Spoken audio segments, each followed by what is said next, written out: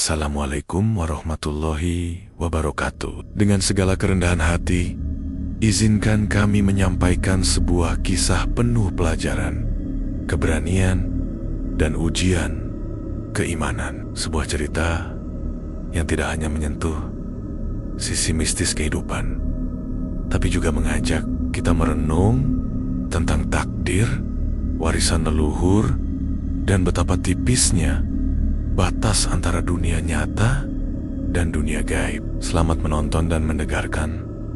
Jangan lupa like dan subscribe channel Doro Misteri. Di sebuah desa yang tenang di wilayah Moga, tinggal seorang pria bernama Mbah Nadi, seorang paranormal yang sudah dikenal luas oleh warga sekitar. Usianya sudah 46 tahun. Namun, penampilannya masih terlihat kuat dan berwibawa. Rambutnya sudah mulai memutih di bagian samping. Namun tatapan matanya tetap tajam, seakan bisa menembus isi hati seseorang. Mbah Nadi tinggal di sebuah rumah sederhana bersama istrinya, Bu Susi, perempuan yang setia dan sabar, serta anak semata, wayang mereka, yang masih berumur 10 tahun, Raka. Rumah mereka berada di pinggiran desa, dekat dengan kebun bambu dan aliran sungai kecil yang konon katanya cukup angker, terutama jika malam Jumat tiba. Namun bagi Mbah Nadi, tempat itu justru menjadi sumber kekuatan alam yang ia hormati. Hari-hari Mbah Nadi diisi dengan membantu warga yang mengalami gangguan mistis, mulai dari anak yang tiba-tiba kerasukan, petani yang panennya gagal karena diganggu makhluk halus, hingga wanita yang terkena pelet atau santet. Dengan ilmu warisan leluhur dan tirakat yang dijalani sejak muda, Mbah Nadi menjadi sosok yang disegani dan dipercaya. Suatu pagi, saat embun masih menggantung di dedaunan dan suara ayam berkokok terdengar dari kejauhan, seorang wanita datang dengan langkah tertatih ke rumah Mbah Nadi.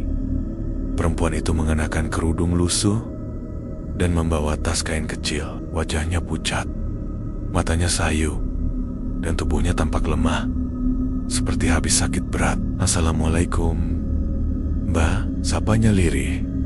Mbah Nadi yang sedang duduk di teras rumah sambil menghisap rokok klobot langsung menoleh. Ia menatap perempuan itu dalam-dalam, lalu menjawab, "Waalaikumsalam. Ayo masuk, Enduk. Duduk dulu. Kamu kelihatan gak sehat." Perempuan itu memperkenalkan dirinya. Namanya Irma, penjual nanas madu di pasar Moga. Sudah lebih dari seminggu ia merasakan hal-hal aneh dalam hidupnya. Badannya sering mendadak sakit, sendi-sendi terasa berat, dan yang paling mengerikan adalah setiap malam ia bermimpi dikejar bayangan hitam dengan suara tawa mengerikan. Aku ngerasa ini bukan penyakit biasa, Mbah. Setiap pagi, waktu bangun, tubuhku kayak habis dipukuli. Kadang ada bekas biru di paha atau lengan. Bahkan semalam, aku mimpi perutku dililit ular hitam besar. Mbah Nadi mengangguk pelan. Ia sudah sering mendengar cerita seperti itu. Ia menyalakan dupa, kemudian mengambil segelas air putih dari kendi tanah liat. Matanya memejam, mulutnya berkomat kamit, melafalkan doa-doa dan mantra-mantra Jawa kuno. Dari gelas itu, ia lalu meneteskan air ke tangan dan menyentuh ubun-ubun Irma. Tak butuh waktu lama, tubuh Irma tiba-tiba tersentak. Matanya membelalak dan ia menjerit keras, "Jangan dekati aku." Bu Susi yang berada di dalam rumah langsung berlari keluar, sementara Raka mengintip dari balik pintu kamar dengan wajah ketakutan. Tubuh Irma mendadak kaku dan mengeluarkan suara yang bukan miliknya, suara berat, seperti laki-laki tua. "Kowe nyalahi urusanku. Pedagang itu harus pergi dari pasar. Dia yang ngerebut rezekiku." Mbah Nadi tetap tenang. Ia tahu ini bukan Irma yang bicara, tapi makhluk halus, kiriman seseorang dukun santet. "Aku ngerti siapa sing ngirim kowe, tapi aku ora bakal tinggal diam." "Kowe ora pantes ganggu wong sakti seperti Irma," kata Mbah Nadi lantang sambil mengayunkan sapu lidi berisi raja ke tubuh Irma. Tubuh Irma menggeliat hebat, seperti melawan sesuatu. Bau kemenyan menyebar semakin pekat. Suasana menjadi mencekam. Angin tiba-tiba berhembus kencang dari arah belakang rumah. Suara burung hantu terdengar bersahutan. Akhirnya, setelah hampir setengah jam berjuang, makhluk itu berhasil dikeluarkan dari tubuh Irma. Wanita itu pingsan seketika. Mbah Nadi segera memberinya air minum dan menaburkan garam ke sekeliling rumah. Dia sudah terbebas sekarang. Tapi aku merasakan sesuatu yang aneh. Energi yang tadi itu kuat sekali. Ini bukan kerjaan dukun biasa. Aku curiga ini ulah salah satu dukun Karanganyar yang dikenal kejam. Bu Susi menatap suaminya khawatir. Apa itu nggak bahaya buat kita, Mbah? Mbah Nadi hanya diam. Ia memandangi hutan bambu di belakang rumah dengan tatapan tajam. Dalam hatinya, ia tahu ini belum selesai, justru baru saja dimulai. Setelah kejadian penyembuhan Irma, rumah Mbah Nadi kembali tenang. Untuk sementara, pagi itu langit tampak mendung dan angin bertiup pelan seperti membawa firasat buruk. Suara dedaunan bambu di belakang rumah saling berbisik, seolah menyampaikan pesan yang tak dimengerti manusia. Mbah Nadi duduk termenung di teras rumahnya, memandangi gelas teh hangat yang mulai mendingin. Di dalam hati, ada sesuatu yang terus mengganjal. Irma memang sudah sembuh, tapi sejak malam itu, Mbah Nadi merasa ada yang mengikuti dirinya. Sesekali, ia merasakan hawa dingin mendadak. Bahkan, di siang hari, beberapa kali pula, dupa yang ia nyalakan di kamar kerjanya padam sendiri sebelum waktunya. Namun yang paling mengganggu, terjadi 2 malam setelah ritual. Anak sematawayangnya, Raka, mulai menunjukkan perubahan yang aneh. Awalnya hanya sakit demam biasa, tapi demam itu tak kunjung turun. Meskipun sudah diberi obat dan ramuan tradisional, tubuh Raka menggigil seperti kedinginan. Meskipun ia tidur berselimut tebal, matanya terlihat sayu. Dan setiap malam, ia mengigau menyebut nama-nama aneh yang tak pernah dikenalnya. Bu, ada orang di kamarku, bajunya merah, matanya nggak ada, bisik Raka suatu malam ketika ia baru terbangun dari tidur. Bu Susi yang menemaninya langsung memeluk anaknya dengan wajah panik. Itu cuma mimpi, Nak. Udah, tidur lagi ya. Bunda di sini kok, ujarnya sambil berusaha tenang. Tapi dalam hati, ia mulai merasa ada yang tidak beres. Malam berikutnya jauh lebih parah. Tepat pukul 2 dini hari, Raka bangun dengan tubuh berkeringat dan mata melotot. Ia berteriak keras sambil menunjuk ke sudut kamar. Itu datang lagi. Mbah Nadi yang sedang melantunkan doa di ruang tengah segera masuk ke kamar. Raka, ia melihat anaknya terduduk di atas ranjang dengan tangan gemetar, menunjuk ke arah lemari. Tapi saat ia menoleh, tak ada apa-apa di sana, hanya lemari kayu tua yang biasa menyimpan pakaian sekolah Raka. Dengan langkah cepat, Mbah Nadi mengeluarkan segenggam bunga 7 rupa dari kantong kain di pinggangnya dan menyebarkannya di sekeliling ranjang Raka. Ia lalu mengusap yuban-yuban anaknya dan membacakan mantra pelindung. Tenang, Le. Bapak Ora bakal tinggal diam. Tiba-tiba lampu kamar redup sendiri. Suara angin seperti berdesir dari jendela, padahal semua tertutup rapat. Aroma amis menyeruak dari lantai, dan dari luar kamar terdengar suara langkah kaki. Berat, lambat, dan menyeret sesuatu. Arka. Pintu ruang depan mendadak terbuka sendiri. Bu Susi menjerit kecil, memeluk Raka erat-erat. Mbah Nadi segera berdiri. Ia tahu mereka sudah mulai menyerang. Dengan cepat ia menaburkan garam di ambang pintu dan membakar dupa khusus dari kemenyan hitam. Sesuatu yang hanya ia gunakan dalam keadaan darurat. Asap mengepul pekat, memenuhi ruangan. Dan dalam pandangan batinnya, tampak sosok makhluk tinggi besar berambut gimbal, bermata merah, dan bertaring panjang berdiri di pojok ruangan. Makhluk itu menatap Mbah Nadi dengan senyum sinis. Suaranya berat dan serak. Kowe wis campur urusan sing ora usah kowe urusi. Anakmu saiki gantianku. Mbah Nadi mengepalkan tangan. Matanya tajam. Aku nggak takut. Jin kiriman. Kowe kudu bali menyang duniamu. Ora, ana jatahmu nang kene. Bentaknya keras. Ia mengayunkan kain mori, berisi raja ke arah makhluk itu. Asap berkobar seperti tersiram minyak panas. Dan suara jeritan menggema seisi rumah. Makhluk itu lenyap dalam sekejap, namun meninggalkan bau hangus dan noda hitam di lantai. Setelah semua tenang, Mbah Nadi duduk lemas di kursi ruang tamu. Kita diserang balik, Sus. Kayaknya dukun yang nyantet Irma itu ngirim bala buat ngebalas. Ucapnya pelan. Bu Susi menatap suaminya penuh khawatir. Terus gimana, Mbah? Raka, anak kita, bisa selamat? Mbah Nadi mengangguk pelan, tapi wajahnya tidak bisa menyembunyikan kegelisahan.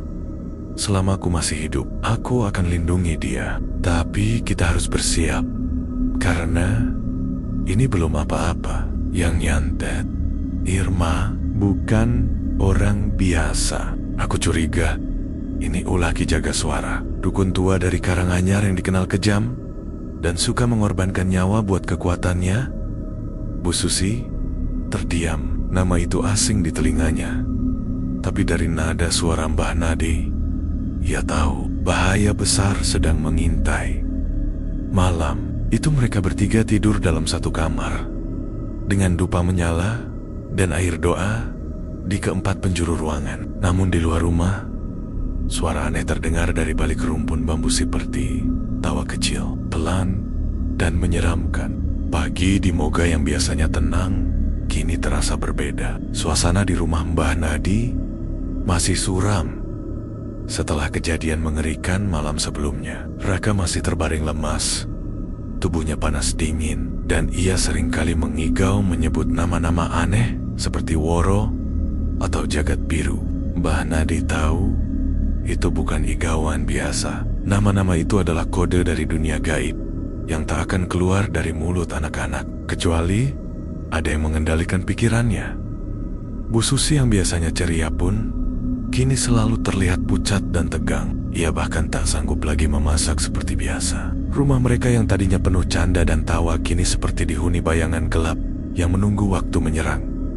Hari itu, Mbah Nadi memutuskan untuk menyendiri di saung kecil belakang rumah, tempat dia biasa melakukan meditasi dan memanggil guru-guru gaib, warisan leluhurnya. Ia membawa kelapa hijau, bunga 7 rupa, kemenyan hitam, dan sehelai kain mori bertuliskan aksara Jawa kuno. Saat dupa mulai menyala dan asap mengepul pelan, Mbah Nadi memejamkan mata. Napasnya diatur perlahan, masuk dalam semedi yang mendalam. Suara jangkrik dan gesekan bambu terdengar seperti bisikan-bisikan dari alam lain. Dalam keadaan trans, Mbah Nadi tiba-tiba berada di sebuah tempat yang asing, sebuah hutan lebat yang diselimuti kabut merah. Dari balik kabut itu, muncullah sesosok lelaki tua berjubah hitam dengan sorot mata tajam dan suara serak penuh kebencian. Kowe wis ngerusak urusan pasarku, saiki gantian. Keluargamu yang tak ambil, ucap lelaki itu. Mbah Nadi langsung tahu, inilah Ki Jagaswara, dukun dari Karanganyar yang selama ini menjadi teror gaib di berbagai daerah. Aku ora takut karo kowe, Ki Jagaswara. Kowe bisa ganggu aku, tapi anakku ora bakal tak izinkan jadi tumbalmu, jawab Mbah Nadi tegas.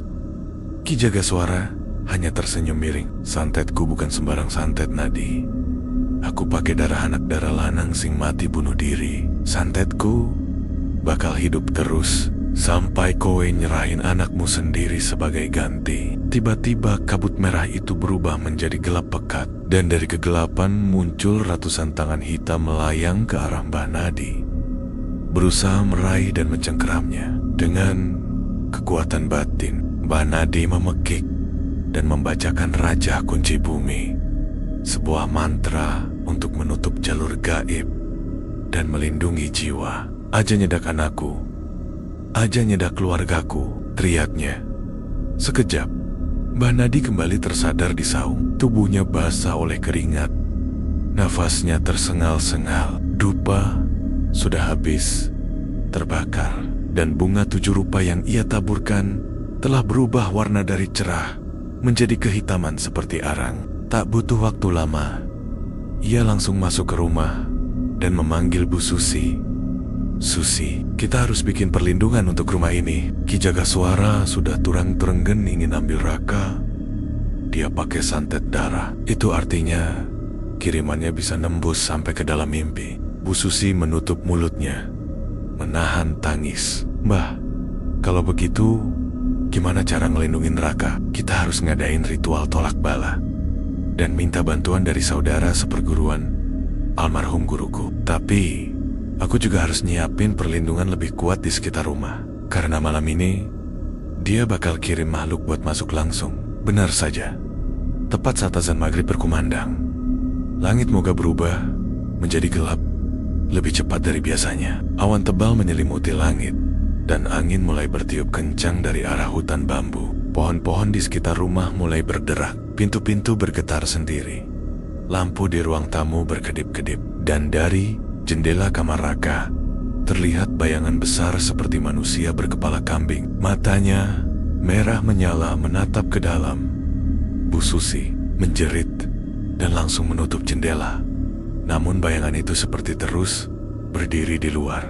Mbah Nadi segera menggambar simbol-simbol perlindungan di setiap sudut rumah dengan air, doa, dan arang kelapa. Ia membacakan mantra sambil mengayunkan tongkat bambu yang diberi raja dari kulit kayu waringin. Namun makhluk itu tidak pergi. Justru saat tengah malam tiba, rumah bergetar seperti diguncang gempa. Dari atap terdengar suara langkah kaki berat dan menyeret. Raka tiba-tiba kejang di atas tempat tidur. Mulutnya mengeluarkan busa, dan dari perutnya terdengar suara lirih seperti orang berbicara namun dengan bahasa yang tidak manusiawi. Mbah Nadi mengambil pisau pusaka warisan leluhurnya dan menggoreskan sedikit ujungnya ke jari Raka, lalu meneteskannya ke atas kain mori yang digantung di atas ranjang. Cahaya dari pusaka itu memancar, dan seketika makhluk yang bersembunyi di balik jendela menjerit melengking keras, jeritan yang mengguncang udara dan membuat koke-koka bergetar hebat. Dan hanya dalam sekejap semuanya hening. Raka pingsan. Bu Susi menangis dalam pelukan Mbah Nadi. "Ini belum selesai," ucap Mbah Nadi lirih. "Ki Jagaswara gak akan menyerah. Aku harus ke Karanganyar." Dengan wajah lelah namun penuh tekad, Mbah Nadi menatap langit malam yang kembali tenang. Tapi ayah tahu, perang yang sesungguhnya baru saja dimulai. 3 hari telah berlalu sejak malam mengerikan itu. Walau suasana rumah Mbah Nadi kini tampak lebih tenang, tapi ketegangan masih menggantung seperti kabut tipis yang enggan pergi. Raka perlahan mulai membaik, namun bekas serangan itu masih membekas di tubuhnya, terutama di bagian punggung yang setiap malam terasa panas dan perih. Seolah ada luka yang tak terlihat. Mbah Nadi menyadari satu hal penting. Menunggu di rumah hanya akan membuat keluarganya terus menjadi sasaran. Ia harus maju lebih dulu, mendatangi langsung sumber kutukan ini, Ki Jagaswara, sang dukun dari Karanganyar. Pagi itu, setelah menyiapkan bekal secukupnya, Mbah Nadi mengenakan sarung dan jaket hitam tua yang biasa ia pakai saat bepergian ke tempot-tempot angker. Di lehernya tergantung kalung kecil berisi rambut dan serpihan batu dari Gunung Lawu Azimat pelindung yang diwariskan oleh gurunya sebelum wafat. Sebelum berangkat, ia menatap wajah Bu Susi dan Raka dengan penuh haru. "Susi, jaga Raka baik-baik. Jangan biarkan dia tidur sendiri. Bakar dupa setiap habis maghrib. Dan jangan lupa baca ayat kursi sebelum tidur," ucapnya sambil menggenggam tangan istrinya erat. Bu Susi mengangguk, meskipun matanya sembab karena menahan tangis. "Hati-hati Mbah, jangan, kalau bisa bawa teman." Namun Mbah Nadi tahu perjalanan ini tak bisa dilakukan oleh sembarang orang. Hanya dia yang punya ikatan langsung dalam konflik ini, dan hanya dia yang bisa menghadapi kekuatan kegelapan milik Ki Jagaswara. Perjalanan. Dimulai perjalanan menuju Karanganyar, ia tempuh dengan motor tuanya. Melewati sawah, hutan, dan bukit yang berkabut. Sepanjang perjalanan, hawa dingin terus menyelimuti tubuhnya. Meskipun matahari sedang terik, sesekali ia mencium bau amis di udara pertanda bahwa makhluk gaib sedang mengikutinya dari belakang. Menjelang sore, ia sampai di sebuah desa terpencil di kaki Gunung Lawu, tempat yang diyakini sebagai tempat tinggal Ki Jagaswara.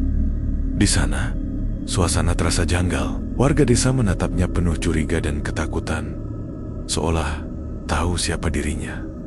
Mbah Nadi menghampiri warung kecil di tepi jalan, lalu memesan kopi hitam. Sot Ea Dudak, pemilik warung seorang bapak tua berbisik pelan, "Pak, sebaiknya jangan lama-lama di sini. Kalau jenengan datang buat urusan dukun itu, lebih baik pulang saja. Sudah banyak orang pinter yang datang, tapi nggak pernah kembali." Mbah Nadi hanya tersenyum tipis. "Saya bukan orang pinter, Pak. Saya cuma bapak yang mau lindungi anaknya." Menuju padepokan Ki Jagaswara setelah maghrib, Mbah Nadi memutuskan naik ke lereng bukit, menyusuri jalan setapak, menuju tempat yang dikenal warga sebagai padepokan Jagaswara. Jalan itu gelap dan dikelilingi pohon-pohon besar yang terlihat seperti hidup. Daun-daunnya tak bergerak, namun setiap langkah terasa diawasi. Di tengah jalan, Mbah Nadi tiba-tiba mencium bau menyengat campuran darah, tanah basah, dan kemenyan busuk. Dari balik semak, muncul sosok perempuan berambut panjang dengan muka hancur dan mata melotot. Perempuan itu tertawa lirih. "Mbah Nadi, kowe nyusul mati koyo liane." Namun Mbah Nadi tetap melangkah. Ia mengeluarkan batu kecil dari kalungnya dan menggenggamnya erat. Cahaya kuning redup memancar dari batu itu, membuat sosok hantu perempuan itu menjerit dan lenyap dalam kabut. Tak lama kemudian, tibalah ia di depan gerbang kayu besar yang sudah lapuk dan ditumbuhi lumut. Di atasnya tertulis huruf Jawa kuno yang berarti ruang pengadilan gaib. Padepokan itu seperti tak berpenghuni, tapi dari dalamnya terdengar suara gamelan pelan, suara yang tak cocok dengan suasana sekitar. Langkah Mbah Nadi berat, namun keyakinannya lebih besar dari rasa takut. Pertemuan dengan Ki Jagaswara saat memasuki halaman. Tiba-tiba angin berhenti, suara gamelan mendadak hilang. Dari dalam ruangan utama muncul Ki Jagaswara, sosok kurus tinggi dengan jubah merah darah dan mata cekung yang menyala. "Aku wis ngerti, kowe bakal teko. Wong pinter so suci kaya kowe, sok nolong wong. Tapi ngerti kalau dunia ini milik sing kuat," teriak Ki Jagaswara. Mbah Nadi berdiri tegak, tatapannya tidak gentar. "Aku ora golek musuh, Ki. Tapi anakku diganggu, dan aku ora bakal tinggal diam."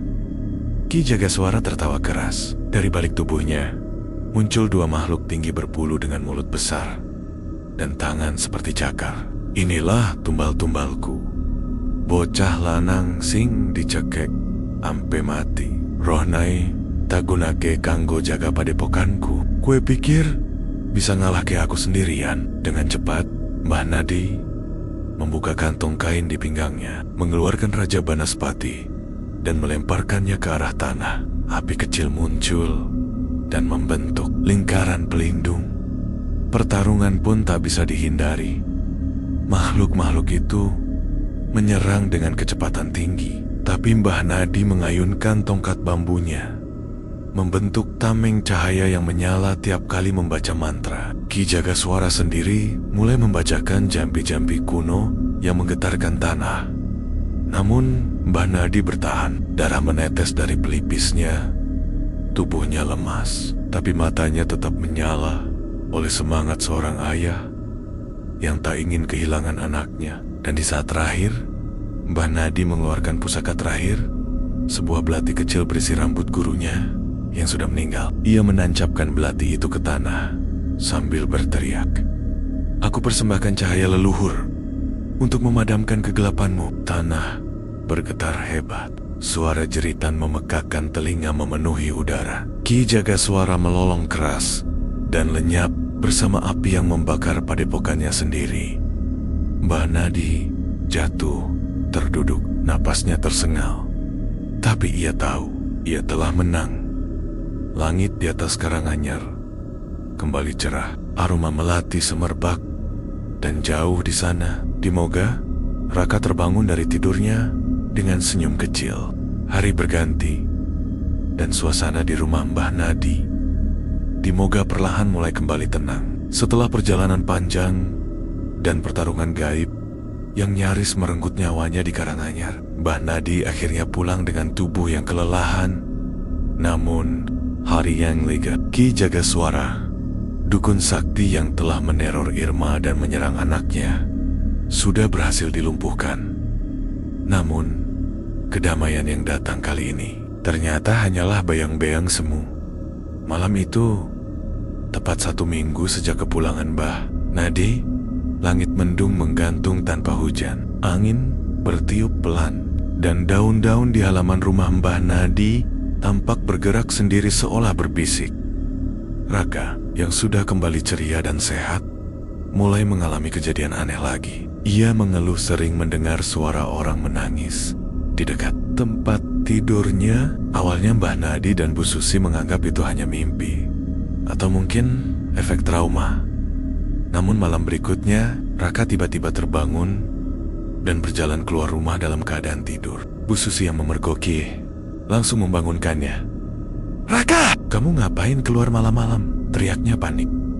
Raka hanya menunjuk ke pohon jambu di halaman rumah dan berkata dengan suara berat, "Dia nunggu janji, Bu. Katanya Mbah belum nepatin. Dia mau minta yang seharusnya jadi miliknya." Mendengar itu, Bu Susi langsung memanggil Mbah Nadi. Janji yang terlupakan Mbah Nadi menggeleng pelan. "Aku gak pernah janji opo-opo ke siapa-siapa, apalagi soal roh atau makhluk gaib." Tapi dalam hatinya, ia merasa ada yang janggal. Ia pun bermeditasi malam itu, mencoba membuka kembali penglihatannya dan menyambung komunikasi dengan dunia gaib. Dalam penglihatan batinnya, Mbah Nadi melihat sosok anak kecil laki-laki berpakaian compang-camping, wajahnya pucat, matanya sayu, dan tubuhnya penuh luka. Anak itu duduk di tengah kabut, memeluk lututnya sambil menangis. Mbah Nadi mendekat dan bertanya, "Sapa kowe?" "Le," anak itu menjawab pelan, "Aku salah satu dari tumbal Ki Jagaswara. Waktu jenengan ngelawan beliau, jenengan janji bakal ngebebasin kita semua." Mbah Nadi tercekat. Ia baru ingut dalam pertarungan terakhirnya di Padepokan Karanganyar. Sebelum menancapkan pusaka terakhir ke tanah, ia sempat bersumpah dalam hati bahwa kekuatannya bukan hanya untuk membalas dendam, tapi juga untuk membebaskan roh-roh anak kecil yang dijadikan tumbal. Roh anak itu menatapnya dengan mata basah. "Tapi aku belum bisa pergi, Mbah. Masih ada temanku yang belum bisa lepas juga. Kita masih terikat." Gangguan semakin nyata sejak malam itu. Gangguan mulai bermunculan kembali. Kali ini bukan dari dukun, melainkan dari Roro gentayangan yang tersisa. Korban-korban kekejaman Ki Jagaswara yang belum tenang. Mereka tidak menyerang, tapi kehadiran mereka membuat suasana rumah menjadi berat. Cermin kamar sering berkabut dan memunculkan bayangan anak-anak. Lantai rumah terasa dingin meskipun tidak musim hujan. Malam hari terdengar suara tapak kaki kecil berlari di lorong. Lampu-lampu rumah berkedip seperti mengirim isyarat. Bu Susi semakin resah, apalagi ketika Raka mulai sering berbicara sendiri, seolah sedang bermain dengan teman-teman tak kasat mata. "Aku main petak umpet sama mereka, Bu. Tapi yang satu suka ngumpet di bawah tempat tidur, dan kadang nangis minta pulang." Mendengar itu, Mbah Nadi merasa hatinya terguncang. Sadar, tugasnya belum selesai. Ritual penebusan arwah Mbah Nadi kemudian memutuskan untuk mengadakan ritual penebusan dan pelepasan roh. Sebuah upacara khusus untuk memutus ikatan antara dunia manusia dan arwah penasaran. Ia menyiapkan sesajen khusus, bubur putih merah, kembang kantil, air dari 7 sumber mata air, serta boneka kecil yang dibungkus kain mori sebagai media penampung roh sementara. Ritual dilakukan di halaman rumah. tepat di bawah pohon jambu tempat roh anak itu muncul pertama kali. Saat malam tiba, suasana menjadi sangat hening. Bahkan suara jangkrik pun seperti enggan terdengar.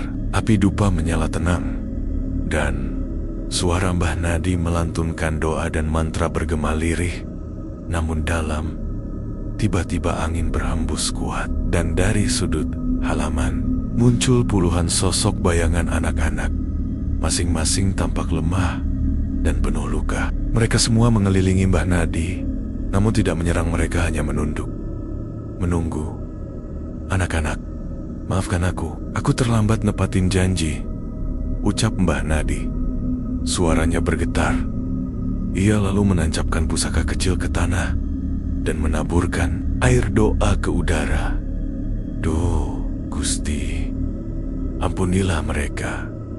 Bukalah jalan terang agar Roro ini bisa pulang ke pangkuanmu." Seketika, angin berhenti. Dari langit, terlihat cahaya putih lembut menyinari halaman. Satu persatu bayangan anak-anak itu perlahan memudar. Dan yang terakhir, roh anak kecil yang pertama kali muncul tersenyum lebar sambil melambai ke arah Mbah Nadi.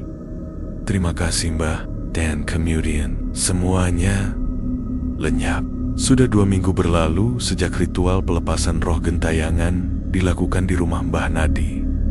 Suasana rumah kembali damai, dan kehidupan keluarga itu pun perlahan kembali normal. Raka sudah mulai sekolah lagi, dan Bu Susi kembali berjualan kesel-kasilan di depan rumah. Namun meskipun semuanya tampak baik, Mbah Nadi masih merasa ada sesuatu yang belum selesai.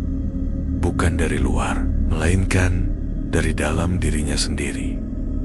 Beberapa malam terakhir, ia mulai sering bermimpi aneh. Dalam mimpi itu, ia berada di sebuah tempat asing hutan rimbun yang penuh kabut. Di tengah hutan berdiri sebuah pendopo tua dengan pilar-pilar dari kayu jati. Di dalamnya ada sosok kakek tua duduk bersila, mengenakan kain lurik dan ikat kepala. Wajahnya tak begitu jelas, tapi suaranya sangat dikenal. "Nadi, waktumu sudah tiba. Warisan leluhurmu belum semua kau buka. Kunci terakhir ada di makam tua, di belakang Sungai Cemplung." Mbah Nadi selalu terbangun dengan tubuh basah oleh keringat dan jantung berdebar. Mimpi itu datang berulang, seolah menjadi panggilan. Ia tak bisa lagi mengabaikannya.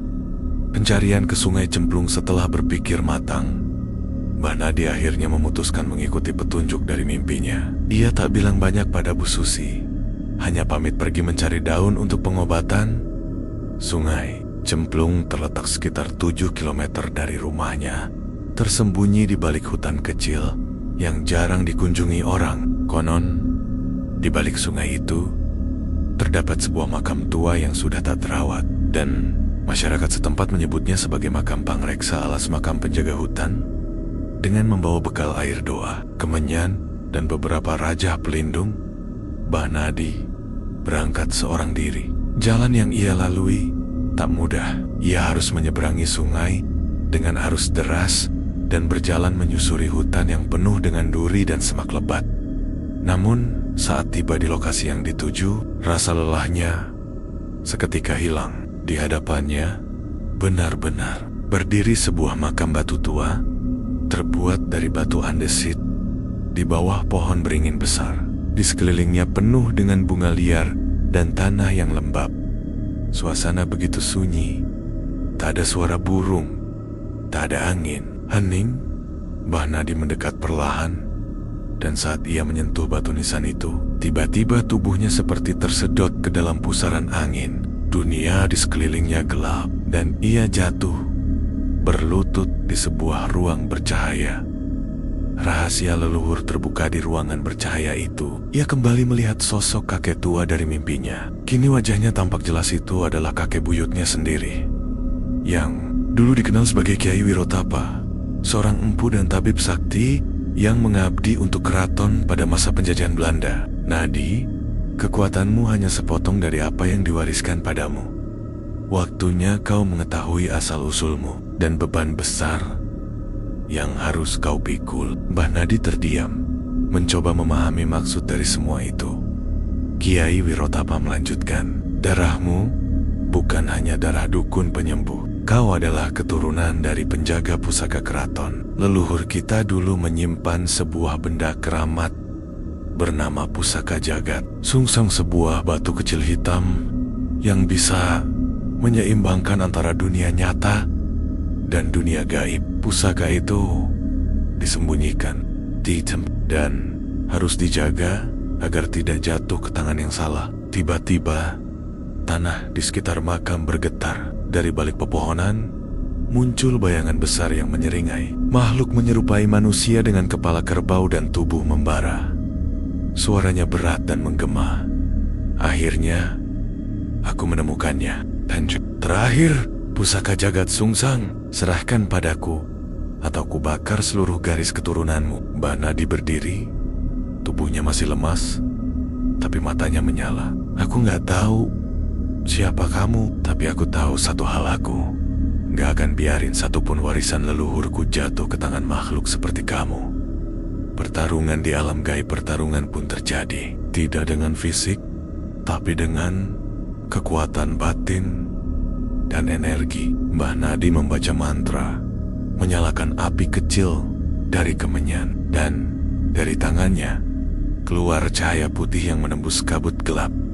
Makhluk itu melemparkan bola api, mengaum keras, dan membuat tanah bergoyang hebat. Namun cahaya dari tubuh Mbah Nadi semakin kuat hingga berubah menjadi lingkaran sinar yang memerangkap makhluk itu dalam pusaran. Dengan satu mantra terakhir, Mbah Nadi menancapkan telapak tangan ke tanah dan berkata, "Dengan nama leluhurku dan kuasa Gusti Pangeran, aku kunci kau kembali ke alam asalmu." Makhluk itu menjerit, terbakar dalam pusaran cahaya, lalu menghilang dengan suara menggelegar. Di hadapan Mbah Nadi, tiba-tiba muncul sebuah batu hitam kecil bersinar yang mengapung di udara dan perlahan turun ke telapak tangannya. Pusaka jagat sungsang kembali ke dunia nyata. Mbah Nadi terbangun dengan tubuh gemetar di depan makam tua. Hari sudah mulai sore. Di tangannya tergenggam batu kecil berwarna hitam yang terasa hangat. Ia tahu hidupnya tak akan sama lagi. Kini ia bukan hanya seorang penyembuh, ia adalah penjaga batas antara dunia manusia dan dunia gaib. Warisan leluhur kini telah utuh di tangannya, tapi bersama kekuatan itu datang pula tanggung jawab yang jauh lebih besar. Setelah kejadian di makam tua Sungai Cemplung dan ditemukannya pusaka jagat sungsang, kehidupan Mbah Nadi seakan mengalami perubahan besar. Batu kecil berwarna hitam legam yang ia simpan di dalam kain mori itu bukan hanya sekadar benda biasa batu. Itu kini selalu terasa hangat dan kadang berdenyut seperti jantung yang hidup.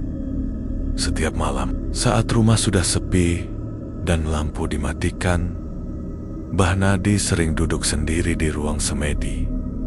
Ia merenungkan semuanya, tentang darah leluhurnya, tentang para roh gentayangan yang pernah datang, dan tentang pusaka yang kini ia jaga. Tapi yang paling membuat pikirannya resah adalah sebuah bisikan gaib yang terus datang sejak ia membawa batu itu pulang. "Jagat sungsang bukan milikmu saja, Nadi. Kau sudah bangunkan kekuatan yang lama tertidur, dan kini penjaga kegelapan juga telah bangkit." Mula-mula ia mengabaikan, tapi setelah beberapa hari, gangguan mulai datang. Dan kali ini jauh lebih besar daripada sebelumnya.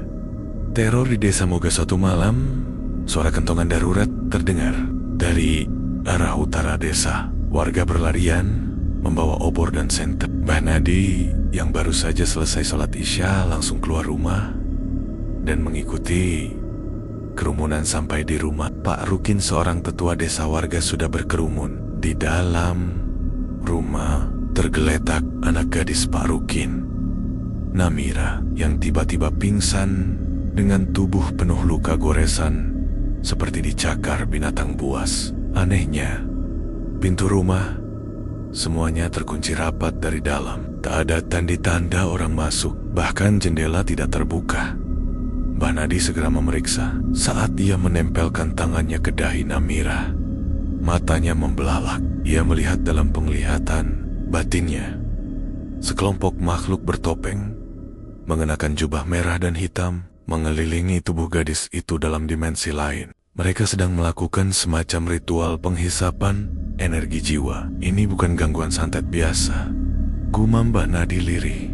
Ini ritual pemanggilan kembali para penjaga kegelapan. Ia segera mengeluarkan pusaka jagat sungsang dari kantongnya dan menggenggam erat. Cahaya samar keluar dari batu itu, dan secara perlahan, goresan di tubuh Namira mulai memudar. Namun, dalam proses itu, Mbah Nadi muntah darah.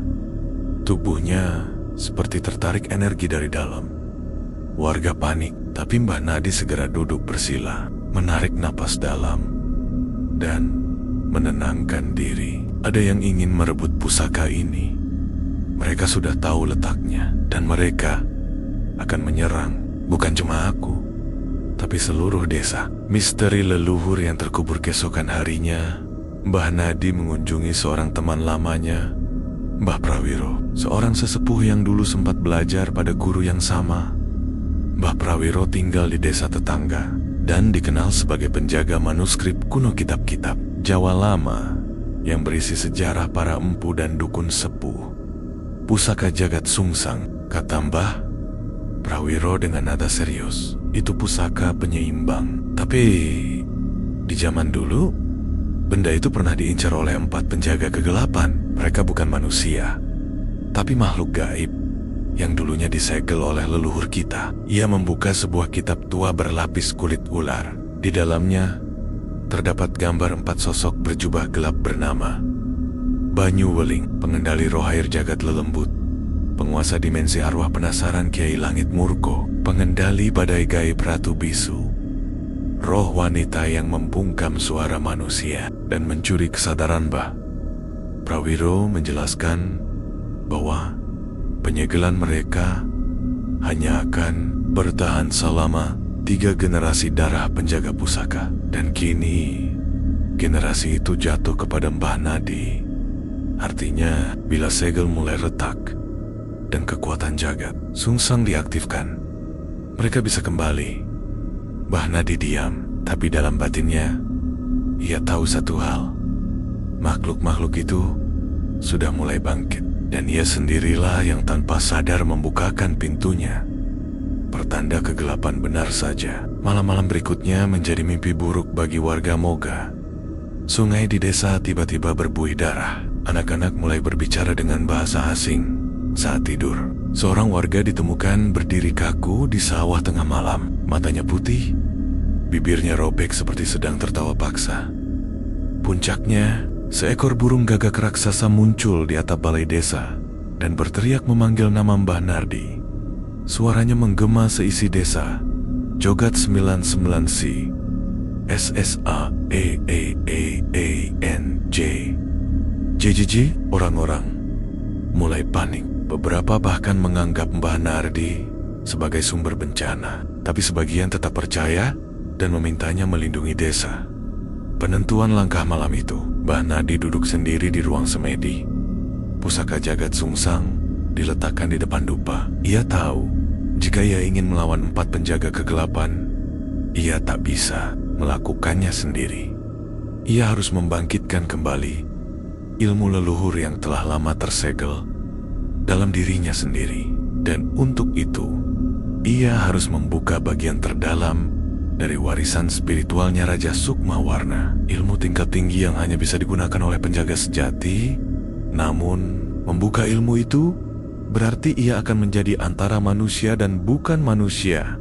Tubuhnya akan berada di 2 dunia sekaligus. Dan jika gagal, ia bisa kehilangan raganya selamanya. Mbah Nadi menutup matanya, menghembuskan napas panjang. Kalau ini jalan yang harus kutempuh demi anakku, istriku, dan seluruh warga desa, aku siap. Dan malam itu, mantra pemanggil Sukma Warna mulai dilantunkan, menggema ke seluruh penjuru desa. Angin berhenti, waktu seolah melambat, dan langit berubah menjadi ungu kelam. Dari balik alam gaib, para penjaga kegelapan mulai membuka mata mereka. Langit di atas moga berubah muram sejak Mbah Nadi melantunkan Raja Sukma. Warna hari-hari yang biasanya cerah kini mendung tak berujung. Kabut turun lebih awal dari biasanya, menyelimuti sawah, jalan desa, bahkan halaman rumah-rumah warga. Suara burung tak lagi terdengar. Suasana desa seperti tertahan dalam diam yang mencekam. Tanda-tanda itu hanya satu arti bagi Mbah Nadi: penjaga pertama telah datang.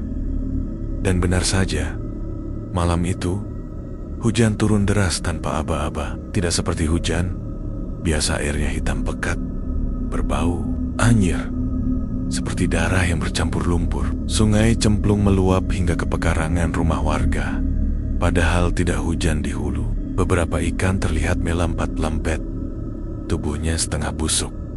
Di rumah Mbah Nadi, suasana menjadi lebih tegang dari biasanya. Pusaka jagat sungsang yang disimpan dalam kotak kayu di ruang semedi bergetar dan mengeluarkan hawa panas. Empanardi langsung mengerti musuh telah menyeberang batas dimensi. Bu Susi yang sedang menyuapi. Raka pun terdiam ketika mendengar suara aneh dari kamar belakang, seperti gemericik air, tapi disertai tawa lirih anak kecil. Raka menoleh ke arah suara itu dan tiba-tiba menunjuk. "Ada yang main air di kamar, Bu." Sosok dari sungai Mbah Nadi segera mengambil tongkat bambu raja dan seikat sirih kering dari kantong pusaka. Ia memasuki kamar yang dimaksud dan mendapati lantai penuh dengan genangan air, padahal tak ada kebocoran. Di sudut ruangan, bayangan kecil berkelebat cepat. Saat Mbah Nadi mendekat, air di lantai tiba-tiba berkumpul menjadi sosok makhluk tinggi besar dengan tubuh menyerupai manusia, tapi seluruh badannya terbuat dari air, berlendir, dan rambutnya seperti alga sungai. Makhluk itu menatap Mbah Nadi dengan mata kehijauan. "Aku, Banyu Weling, penguasa roh air dan penjaga pertama jagat sungsang. Kau telah membangkitkan pusaka itu, maka kau harus menyerahkan jiwa atau darahmu sebagai gantinya." Mbah Nadi berdiri tenang meski tubuhnya bergetar karena hawa dingin luar biasa dari makhluk itu. "Aku tak akan menyerahkan apapun, kecuali kau kembali ke tempat asalmu. Kalau begitu, biarlah sungai ini menenggelamkan seluruh desa dan membawa mereka semua bersamaku." Makhluk itu membuka mulutnya lebar-lebar, dan dari sana muncul puluhan tangan air yang mengalir keluar, menyusuri lantai, menjalar ke bawah rumah, menuju kamar Raka. Mbah Nadi segera beraksi. Ia melempar sirih kering ke tengah genangan air sambil membaca Raja Paku, tirta mantra kuno penutup jalur air gaib. Sirih itu terbakar dalam sekejap, menimbulkan asap putih tebal. Tangan-tangan air itu mencair dan menyusut, tapi makhluk Banyu Weling tertawa lantang. "Kau lemah, Nadi. Kekuatanmu tak cukup menutup celah dunia ini." Perang di bawah air, tiba-tiba Mbah Nadi pingsan, namun jiwanya terseret ke dalam dunia air, alam dimensi Banyu Weling. Ia terbangun di dasar sungai yang tak berujung. Tubuhnya melayang-layang dalam air gelap, dikelilingi sosak-sosak manusia yang mengambang tak bernyawa, korban lama dari teror Banyu Weling. Makhluk itu muncul di hadapannya, lebih besar dan lebih mengerikan dari sebelumnya. "Disinilah kau akan mati. Jiwa penjaga pusaka terakhir akan kukubur bersama aliranku." Mbah Nadi menggenggam pusaka jagat sungsang yang ikut terbawa dalam dimensi itu.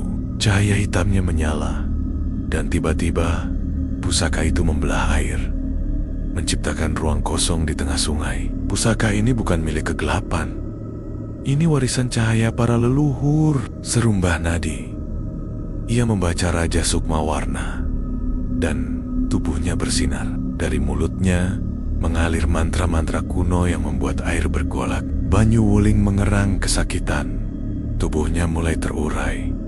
Namun, sebelum lenyap, Banyu Weling berteriak keras, "Kau mungkin menang, tapi hanya satu dari kami." Tiga lagi akan datang, lebih kuat, lebih haus darah, dan yang terakhir akan mengambil anakmu. Kembali ke dunia nyata, Mbah Nadi terbangun dengan napas memburu. Tubuhnya basah kuyup meskipun tak tersentuh air sungguhan.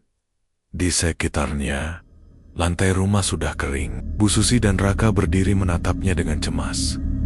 Apa yang terjadi, Mbah? Tania Bu Susi, penjaga pertama, telah pergi. Tapi ini baru awal. Yang lain akan datang. Kita harus bersiap. Mbah Nadi tahu. Satu demi satu mereka akan muncul. Jagat lelembut Kai Lenggit Morko dan Ratu Bisu masing-masing akan membawa kengerian tersendiri. Tapi kini ia sudah lebih siap. Pusaka di tangannya semakin kuat, dan di dalam dirinya darah leluhur yang telah tertidur kini telah benar-benar bangkit. Setelah pertarungan dengan Banyu Weling berakhir, hujan di desa moga berhenti. Langit yang kelam perlahan berubah terang. Warga kembali menjalani aktivitas seperti biasa. Meski di balik wajah-wajah lega mereka masih tersimpan ketakutan. Mereka tahu gangguan yang selama ini terjadi bukan hal biasa. Mbah Nadi juga tahu kedamaian ini hanya sementara. Ia pernah mendengar dari gurunya dulu bahwa 4 penjaga kegelapan tidak muncul sembarangan. Mereka datang berurutan, satu lebih kuat dari sebelumnya. Dan kini, setelah air ditundukkan, maka dunia arwah akan bergerak. Pertanda munculnya jagat lelembut malam itu. Saat bulan menggantung tinggi di langit, bau kemenyan menyengat tiba-tiba tercium dari arah kuburan tua di pinggir desa. Tak ada yang sedang berziarah malam-malam begitu. Warga mulai resah ketika salah satu penggali kubur ditemukan pingsan di tengah jalan menuju makam. Mulutnya komat-kamit, matanya kosong. Dia bilang diajak main sama anak kecil tak dikenal, kata Pak Art yang ikut mengevakuasi. Yang membuat bulu kuduk berdiri adalah kuber-kuber. Di pemakaman itu tampak tergali sendiri. Tanahnya berserakan, tapi tak ada tanda-tanda hewan penggali atau manusia. Hanya bekas cakaran kecil dan kaki anak-anak, wujud arwah yang tak pernah tenang di rumahnya. Mbah Nadi tengah bermeditasi ketika tiba-tiba semua lampu padam. Lentera di ruang semedi bergoyang sendiri, dan pusaka jagat sungsang mengeluarkan asap tipis berwarna biru. Tanda bahwa dimensi roh telah terbuka. Jagat lelembut, gumamnya.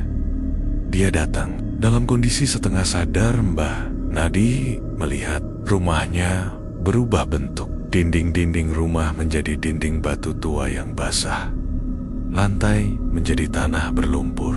Dari setiap sudut ruangan muncul arwah-arwah, anak kecil, wanita tua, hingga laki-laki bertubuh compang-camping. Mereka berjalan seperti tanpa arah. Wajah mereka kosong, seolah tidak tahu bahwa mereka sudah mati. Lalu, dari tengah-tengah mereka muncul satu sosok tinggi berjubah hitam, tanpa wajah, hanya memiliki mulut yang terus menggumamkan kalimat tak. Demek, inilah jagat lelembut, penguasa dunia. Arwah penasaran, kau telah mengganggu keseimbangan dunia kami. Penjaga pusaka, arwah-arwah yang seharusnya tidur, kini bangun karena cahayamu. Kembalikan pusaka itu, dan aku akan membiarkan keluargamu tetap hidup. Teror dimensi lain. Mbah Nadi menolak, dan penolakan itu menjadi awal dari teror mengerikan. Sejak malam itu, banyak warga melihat sosok kembar dari diri mereka sendiri berkeliaran di depan rumah. Anak-anak bermimpi buruk, bangun dalam keadaan menangis sambil menunjuk sudut ruangan. Seorang wanita hamil kehilangan janinnya secara misterius, padahal tak ada pendarahan atau tanda-tanda keguguran. Dokter pun tidak bisa menjelaskan.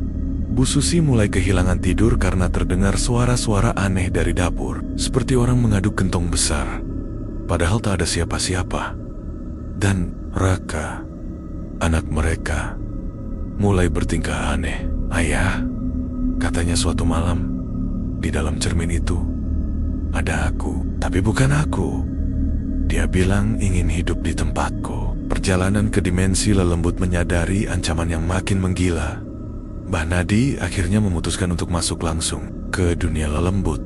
agar bisa menyegel kembali jalur roh yang terbuka. Tapi itu berarti ia harus meninggalkan raganya sementara waktu. Satu kesalahan bisa membuat jiwanya terperangkap selamanya. Dengan ritual khusus, ia menyalakan kemenyan 7 rupa, membuka kitab tua warisan gurunya, dan membacakan rajah nyawa, pitu mantra yang membuka pintu antara dimensi hidup dan mati. Ketika pusaka jagat sungsang ia letakkan di ubun-ubunnya, jiwanya langsung tertarik masuk ke dalam kegelapan yang tak berbatas. Ia tiba di sebuah dunia suram, langit merah darah, tanah penuh tulang, dan udara terasa berat. Di sana, arwah-arwah berkeliaran, menjerit tanpa suara, dan beberapa dari mereka mendekat padanya, berbisik dengan suara yang seperti daun kering. "Lepaskan kami. Jangan biarkan dia menghisap cahaya kita." Mbah Nadi akhirnya sampai di pusat dimensi itu, di mana jagat lelembut berdiri di depan cermin raksasa. Dalam cermin itu, terlihat dunia, nyata desa, moga sosak-sosak palsu mulai bermunculan dan mencoba menyeberang. Dengan cermin ini, aku akan menukar arwah dengan manusia hidup. Dunia kalian akan penuh dengan kematian yang berjalan. Pertarungan cermin jiwa Mbah Nadi tak tinggal diam. Ia berdiri menghadap jagat lelembut, mengangkat pusaka jagat sungsang yang kini bersinar biru terang. Pertarungan berlangsung dalam bentuk bayangan dan kekuatan batin. Jagat lelembut mengirim arwah kuat untuk mengganggu konsentrasi Mbah Nadi. Salah satunya adalah arwah gurunya sendiri yang dibangkitkan sebagai senjata jiwa. Namun Mbah Nadi tidak goyah. Ia mengingat semua pelajaran, semua nilai kehidupan, dan Terutama, wajah Raka dan Bu Susi. "Aku bukan hanya penjaga pusaka, aku ayah, suami, dan bagian dari cahaya kehidupan." Ia membaca mantra rajah peluluh jiwa, dan cahaya dari pusaka menyelimuti cermin dimensi. Cermin itu retak, lalu meledak, membuat jagat lelembut menjerit. Masih ada 2 penjaga lagi, dan yang terakhir akan menjadikan anakmu sebagai pintunya. Tenggat, teriakan terakhir itu, jagat lelembut lenyap, dan seluruh arwah pun mulai menghilang, kembali tertidur dalam damai. Kembali ke dunia nyata Mbah Nadi. Kembali ke tubuhnya. Ia terbangun dengan nafas berat. Kemenyan sudah padam, dan jam menunjukkan pukul 3 dini hari. Ia melihat sekeliling rumah, dan kali ini banner-banner hening. Raka tidur nyenyak. Bu Susi juga tertidur di sampingnya. Untuk sementara, desa moga aman. Namun, di sudut ruang semedi, pusaka jagat sungsang berdenyut lebih keras dari biasanya, menandakan bahwa gelombang ketiga telah bergerak. Sudah 3 hari berlalu sejak Mbah Nadi mengalahkan jagat lelembut, penguasa dunia arwah penasaran. Desa moga kembali tenang, tapi hawa di langit terasa berbeda. Langit tidak lagi biru jernih, melainkan kelabu keunguan seperti menahan badai besar yang belum turun. Warga mulai merasa sesak di dada. Angin malam tak lagi sejuk, dan awan tampak berputar perlahan di atas satu titik, di atas rumah Mbah Nadi. Dan malam itu pun datang dengan pertanda mengerikan. Datangnya Kiai Langit Murkojam menunjukkan pukul 11 malam ketika tiba-tiba angin ribut menerpa desa moga, merobohkan pohon-pohon, menyapu genting rumah, dan memadamkan semua listrik. Awan menggulung di langit, petir menggelegar berkali-kali. Meski tak ada hujan, suara itu diikuti oleh tariukan gaib dari arah langit. Dari balik awan, muncul sosok raksasa hitam berwajah manusia, namun bermata petir. Jubahnya panjang, menjulur seperti kabut, dan tangannya membawa tongkat bergagang pusaran angin. Sosok ini melayang di atas desa, dan semua orang yang melihatnya langsung terpaku ketakutan. Aku, Kiai Langit Murko, penguasa badai, pembela langit, dan penjaga ketiga jagat sungsang, Mbah Nadi, serahkan pusaka atau seluruh desa. ini akan kuhempas ke langit. Mbah Nadi sudah bersiap. Ia mengenakan kain lurik warisan leluhur dan menancapkan 4 batang kemenyan di 4 penjuru rumah. Di tengah, ia duduk bersila dengan pusaka jagat sungsang di pangkuannya. Kalau memang kau yang terakhir, mari kita akhiri malam ini. Pertarungan badai di langit moga saat Mbah Nadi membaca Raja Sapu Jagat. Angin di sekelilingnya langsung diam. Suara petir menghilang. Dunia seperti berhenti. Lalu, dengan satu hentakan dari tongkat Kiai Langit Murko, angin pusaran menelan rumah Mbah Nardi. Tapi pusaka jagat sungsang menciptakan perisai cahaya. Mbah Nardi langsung terbawa ke langit, ke dalam ruang gaib antara bumi dan langit, tempat pertarungan batin digelar.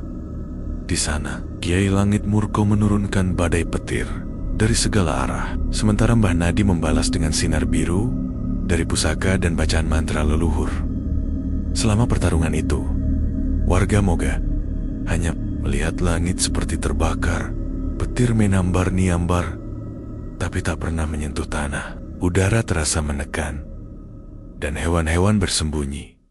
Pertarungan berlangsung sampai menjelang subuh. Tubuh Mbah Nadi mulai melemah, pusaka di tangannya retak. Namun ia tak menyerah. Selama tanah ini masih berdiri, aku tak akan biarkan kekuatan kegelapan menguasainya. Dengan satu mantra terakhir, Mbah Nadi menggabungkan seluruh energinya dan menghantam pusaran badai di dada Kiai Langit Murko. Suara ledakan mengguncang dimensi. Sosok raksasa itu menjerit, tubuhnya retak seperti kaca, lalu pecah menjadi kabut, dan menghilang. Kematian yang datang tanpa suara Mbah Nadi jatuh tersungkur kembali ke bumi, disambut oleh cahaya pagi dan wajah cemas Bu Susi serta Raka. Tapi sebelum ia bisa beristirahat, pusaka jagat sungsang berubah warna menjadi merah. Masih ada satu lagi, bisik Mbah Nadi, nyaris tak terdengar. Malam harinya, suasana desa mendadak bisu. Tak ada suara jangkrik, tak ada suara ayam, tak ada suara apapun. Bahkan ketika warga bicara, suara mereka tak terdengar. Seolah dunia menjadi tuli. Bu Susi panik saat menyadari bahwa mulutnya bergerak, tapi tak ada suara keluar. Raka juga ketakutan dan menangis tapi tak terdengar. Dan di cermin rumah Mbah Nadi muncul sosok perempuan mengenakan kain putih panjang, berdiri diam dengan wajah yang penuh luka. Ratu Bisu. Ratu Bisu, penguasa sunyi dan kesadaran. Dia adalah penjaga terakhir jagat sungsang. Dia tak berbicara, tak berteriak, tapi menghancurkan dunia melalui diam. Siapapun yang bertemu matanya akan kehilangan suara, lalu kehilangan kesadaran, lalu kehilangan jiwa.